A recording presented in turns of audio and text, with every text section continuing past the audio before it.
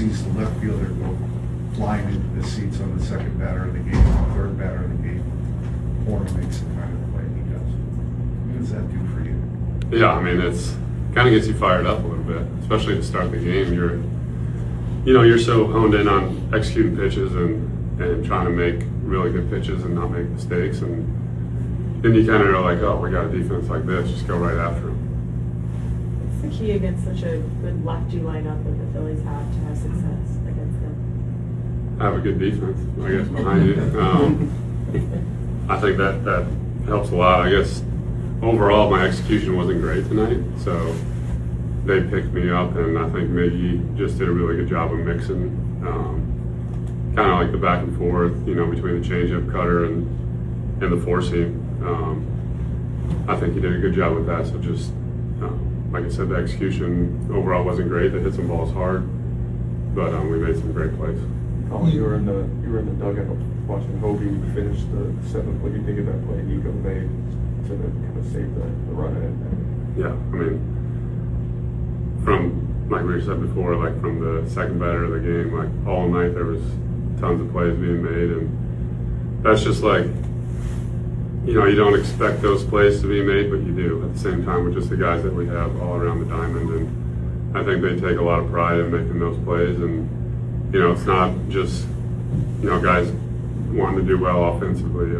I think they take a ton of pride in their defense. Since we count that previous start against Philadelphia as a start, I think it's like 20-11 in all your starts since last year. I mean, been pretty much magic for them. How do you explain that?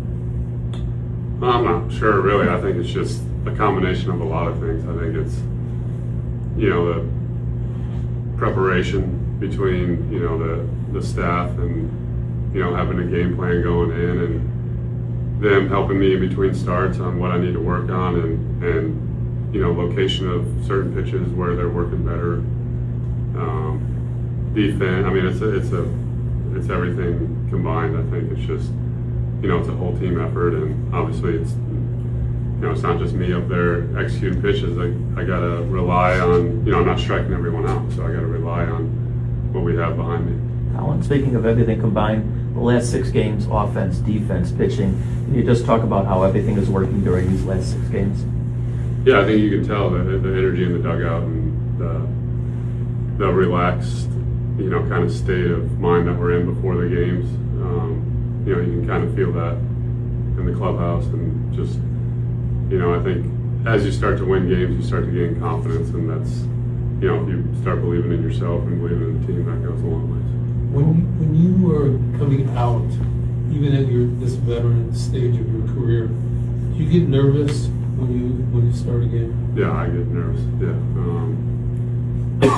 Yeah, I mean, I think if you don't, then